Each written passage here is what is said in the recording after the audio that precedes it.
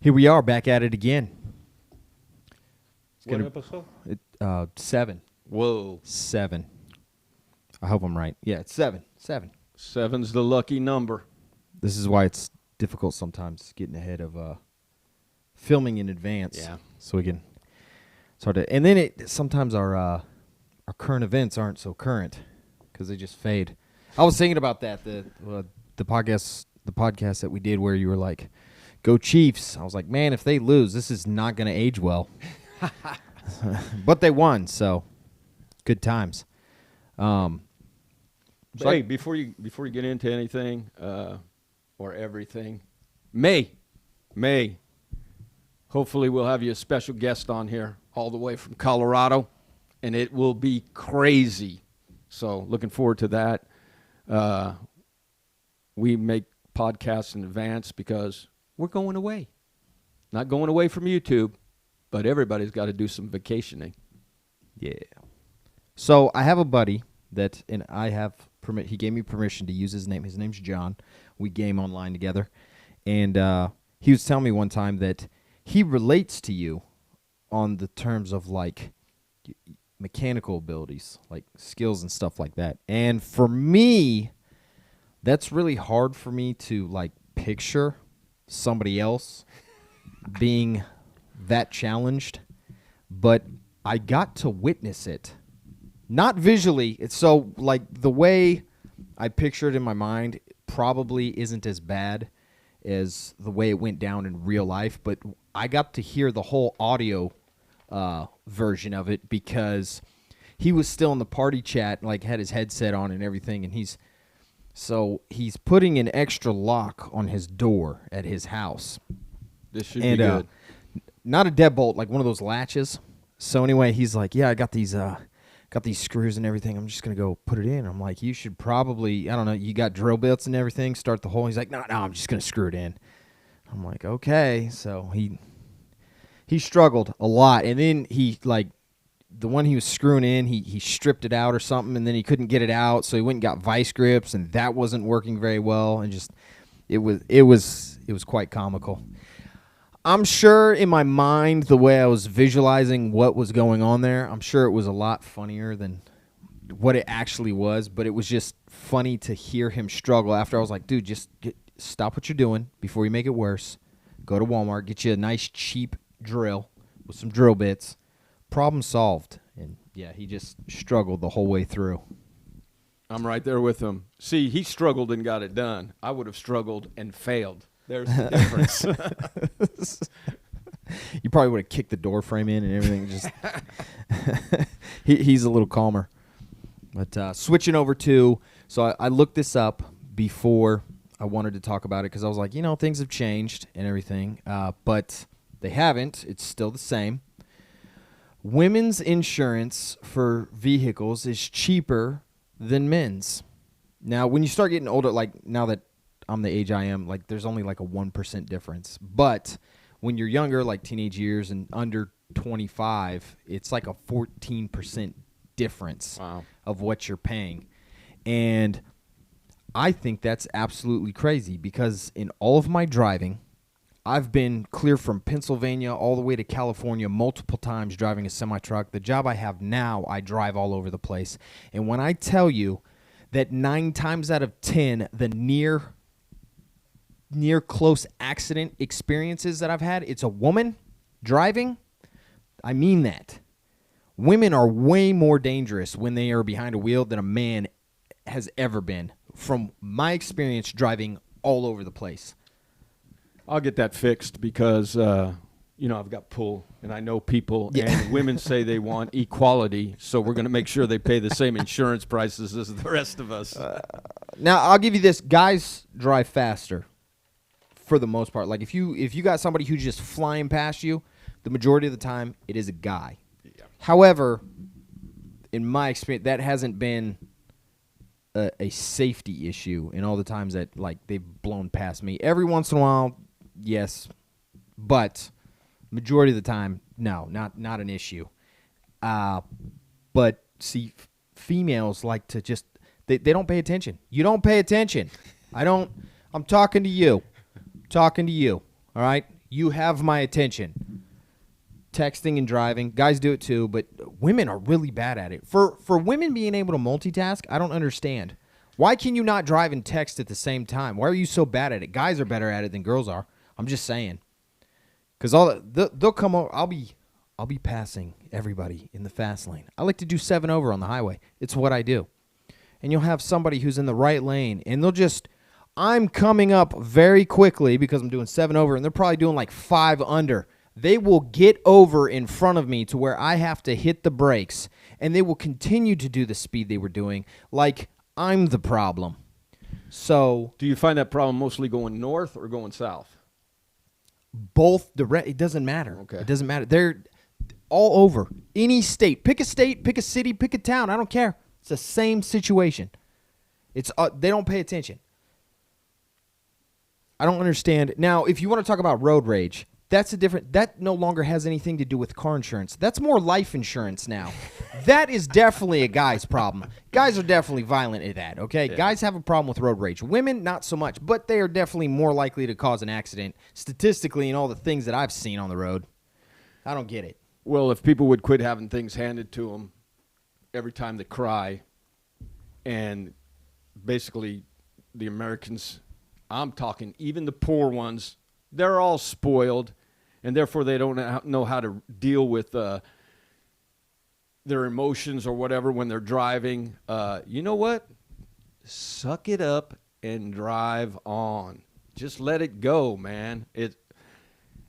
I have a saying, it's better to be a live chicken than a dead rooster. So let that sink in. You're not proving anything. Than a dead cock. I think that's dead cock. There we go.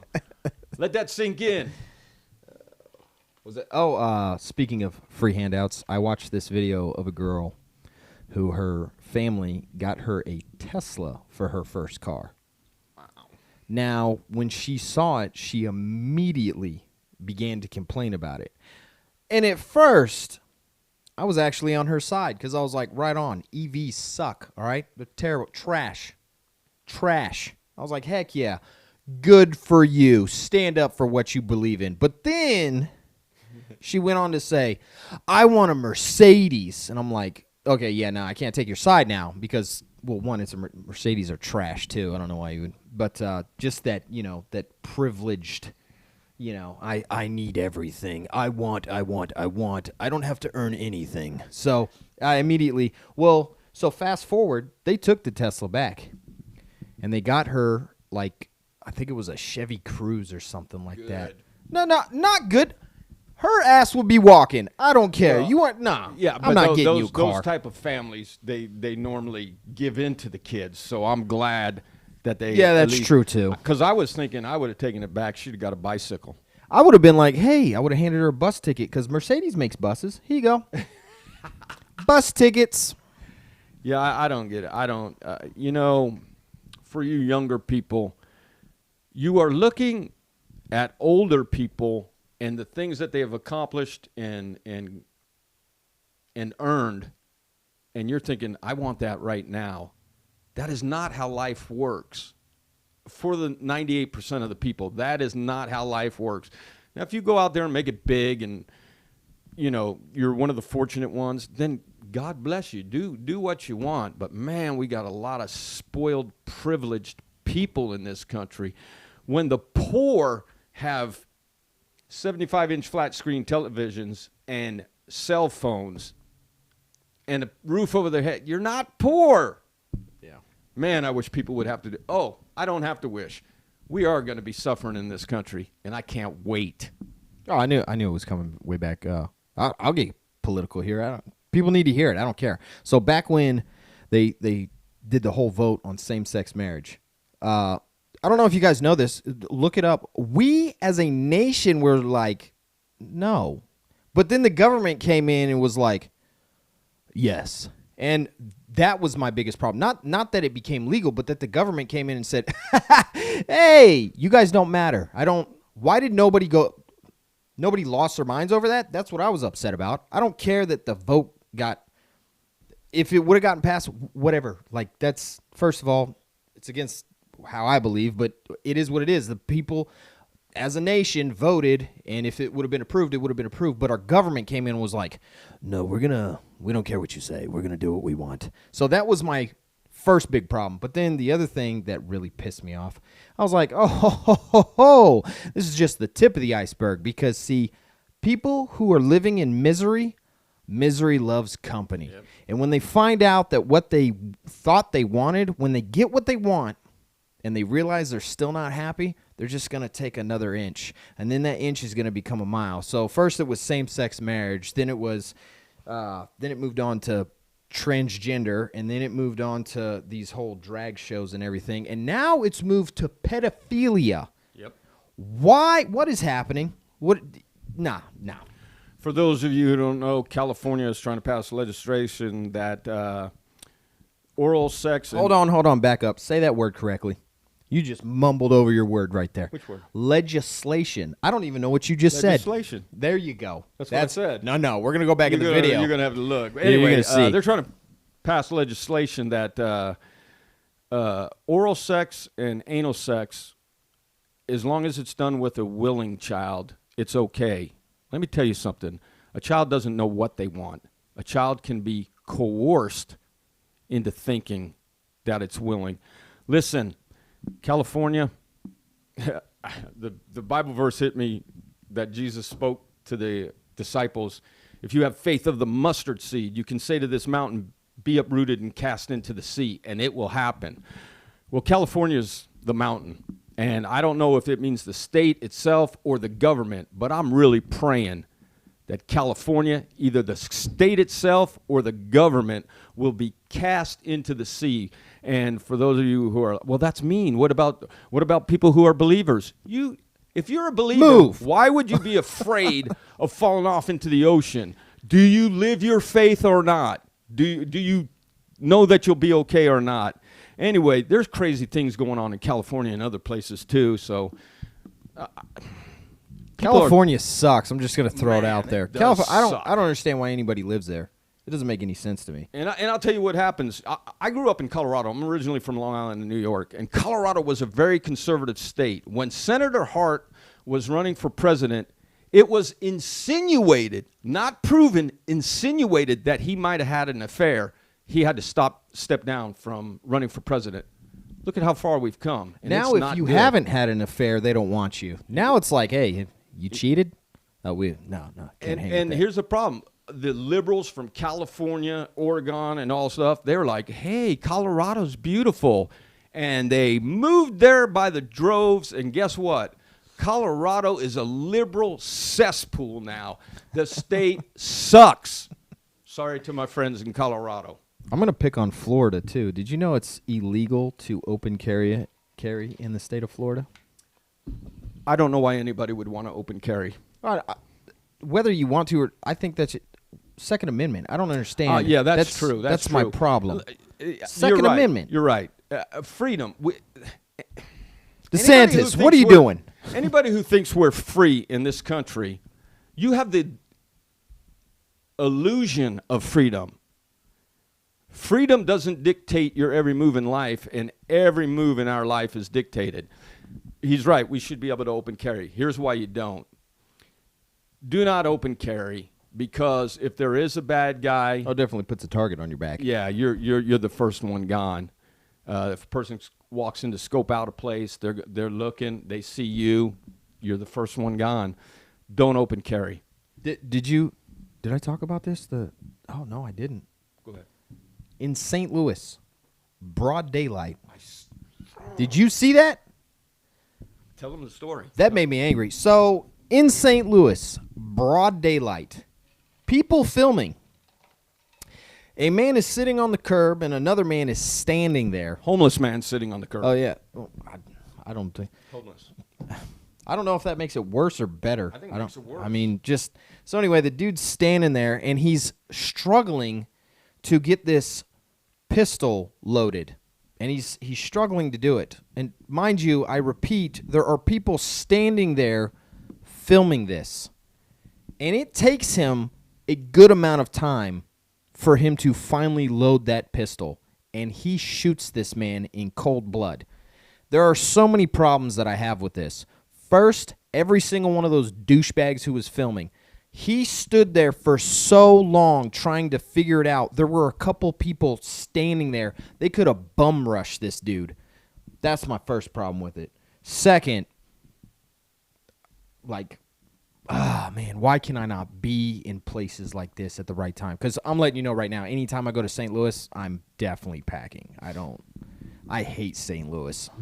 St. Louis and, you guys know we live in Missouri. It's a great state if you get rid of St. Louis and Springfield. And the stupid property taxes that I have to pay on my vehicle every freaking year.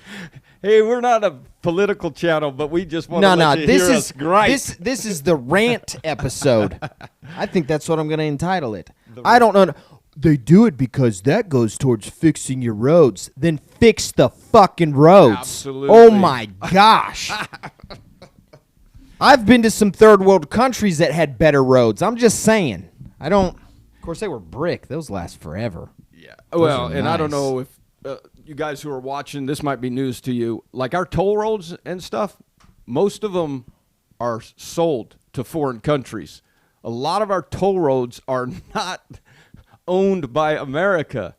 So every time you pay that toll and you think, well, I'm doing this because it's going to upkeep roads or whatever, that's not what's happening. I can't stand that. I like the way Texas does it. You pay a sales tax on your vehicle one time, and that's it. Not every single year. And then they can what pisses me off is they could decide whether, like, with what's been going on with vehicles and everything, how the value has increased. Yeah. Our taxes have gone up because of that. Oh, yeah. That's crap. You know they're going to take forever to drop how much they tax you on it, right? They're going to be they'll be quick to increase the taxes, but when it comes time to when things level back out on the vehicles, which they seem to be dropping a little bit again, which is nice. When they do finally level back out, I'm sure it's going to take a couple years before they're like, "Oh yeah, we should probably drop their taxes." On the Tacoma, when I went in to, was it City Hall or whatever, where the courthouse is. My taxes were for the truck were over $1,500. Yeah, that's crazy. That's crazy. It shouldn't be as bad though. Come property tax time though, it shouldn't be as bad because I'm almost positive I've paid more every time when you first register your vehicle and you pay the sales tax. I'm pretty sure it's been more every time versus when you pay it every year. Because it'll drop a lot. I hope so, because when they told me the price, I had complete sticker shock. Let's talk about another DMV story. I got another one. This is when I was in Virginia. So went on my first deployment, got back. It was time to renew the registration. So I went in, and they were like, I gave them the paperwork and everything, and they were like, yeah, it's going to be, it was like $500 and something, and I was like, what? And they were like, yeah, your insurance lapsed. I was like, my insurance didn't lapse. I was like, I can literally prove it. So anyway, I did have to get my insurance sent over, all the thing. My insurance never lapsed, and so I showed them. So they dropped it. Now, when you renew your registration in Virginia, since I was still, a Texas resident, it wasn't as expensive. So it was like, it should have only been like $35.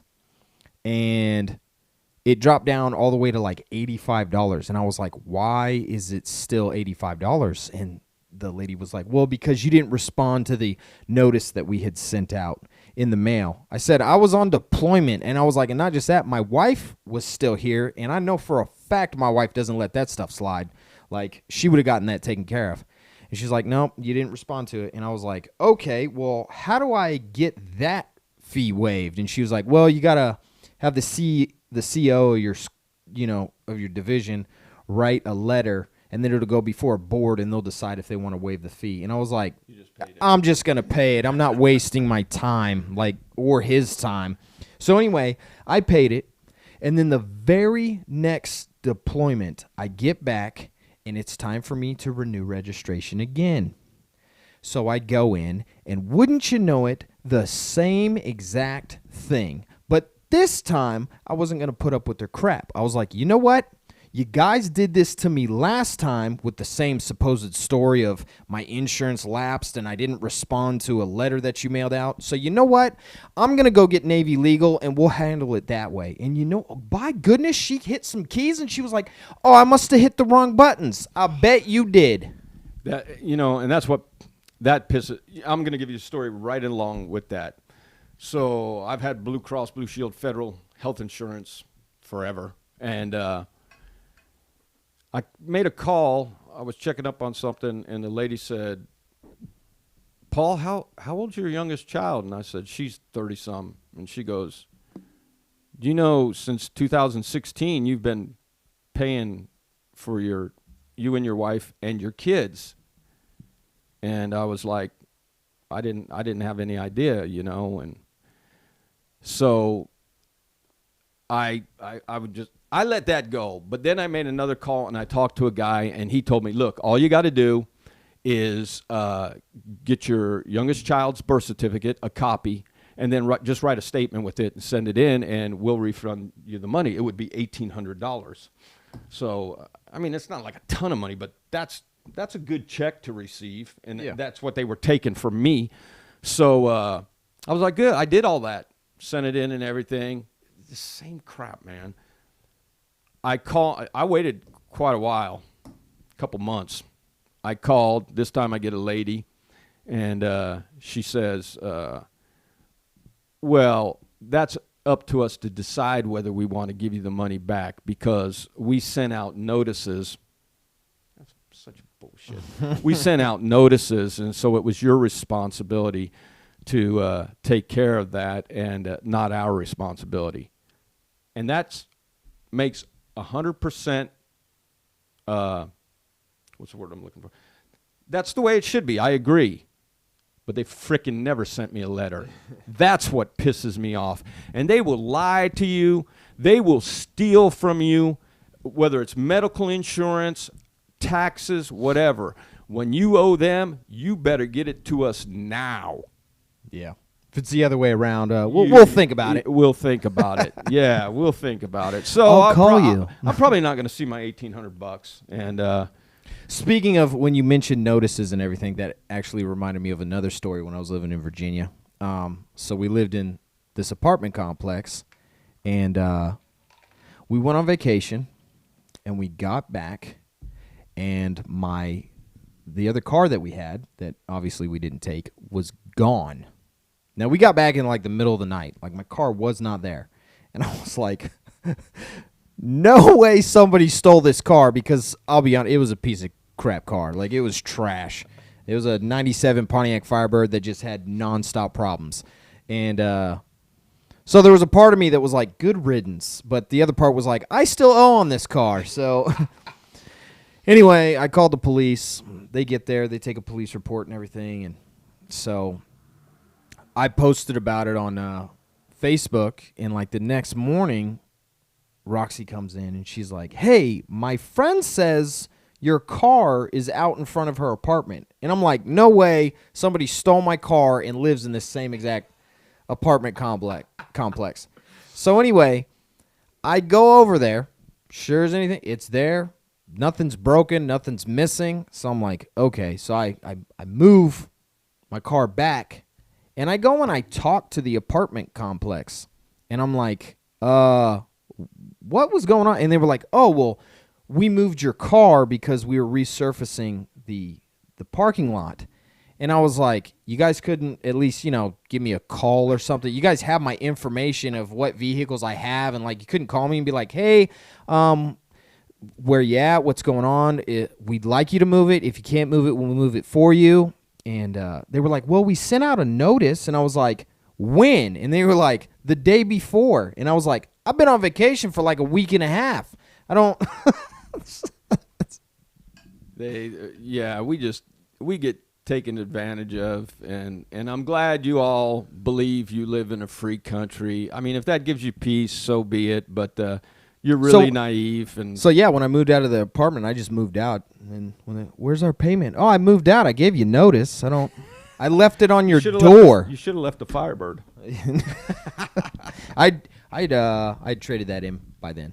So What'd you get? fortunately, and actually, that Firebird was more of a nightmare than anybody could ever possibly imagine. Because when I first got out of A school and I got to Oceana Naval Base, which is where I was stationed, I ran into a dude that I was in boot camp with, and I was like, yeah, I kind of want to go look at cars. So he took me to this car lot that I was unaware was on the no-buy list for the military. And then fast forward, I even found out that he was one of those sharks for him. So he got paid money for taking me over there, and I bought that. So anyway, fast forward, I finally am able to get out of this car. I'm finally able to trade it in and get a different vehicle. And I thought I was finally done with it, good riddance. And in the state of Virginia, it's not like Missouri. When you purchase a car here, you get your title, but it says who the lien holder is on the title. In Virginia, you don't get your title. Whoever owns your loan, holds your loan, that's who has your title. So, Which is how it is in most states. right. So I signed a piece of paper when I traded this car in, and that said, yeah, you can have the title. No problem, because I've never had the title anyway, so I wasn't worried about it, so I signed it. Well, I think it was like 2 weeks later, I get this letter in the mail from Ford. I bought a used Dodge Charger, and I get this letter that says, hey, you still haven't turned in your title, and if we don't get that ASAP, you owe us the value of what we gave you on trade-in. And I was like, oh dear. So I called the number that was on that letter, and I was like, hey, I've never had the title. And they said, we understand that. We know it's Virginia, but you did sign the piece of paper saying that you would be responsible for handing it over. And I was like, oh, okay. So I go to Navy Federal because that's who I got the loan through. And they have a promissory note from the DMV that they will get them the title. And I'm like, okay. So I go to the DMV. And they have a promissory note from the dealership saying that they will get them the title. So I go to the dealership and I say, where's my title? And they said, oh, that's going to be in our warehouse. And I was like, well, let's go. And they said, we don't file things like you think we do. It's just going to be in a tote. And I'm like, I'll be back with Navy Legal. So that's what I did. And, of course, I kept in contact with the lady from Ford the whole time. She was obviously I was very polite because I didn't you don't want to take an attitude with them, and obviously it wasn't their fault.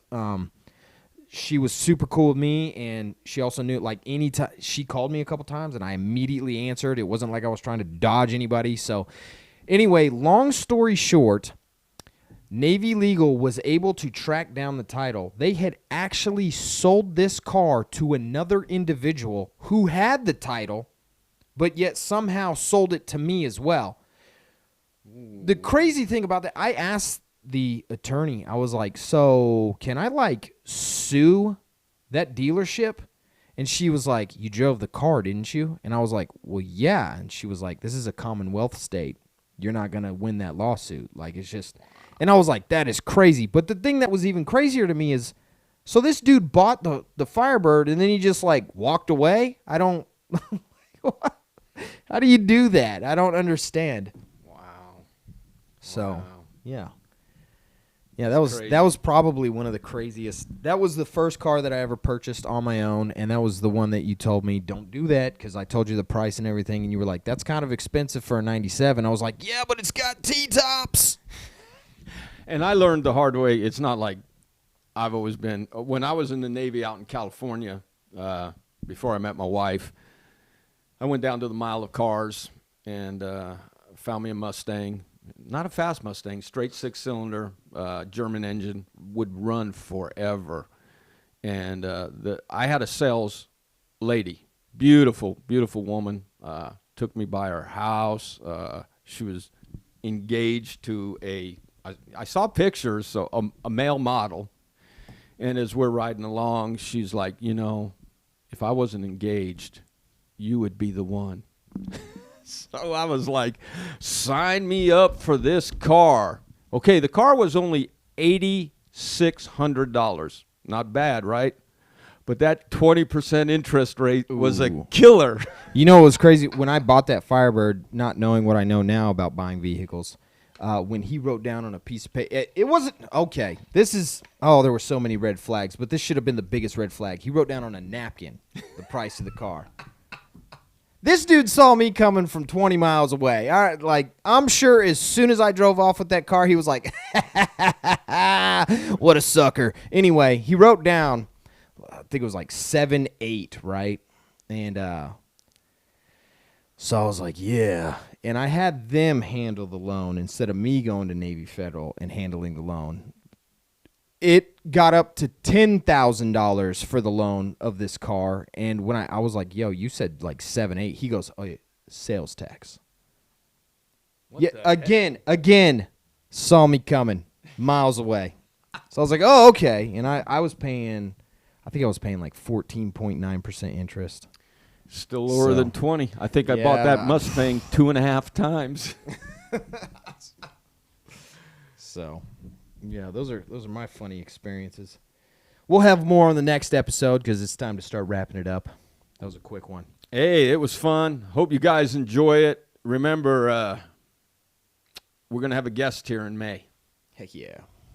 I snatch that mic, I grip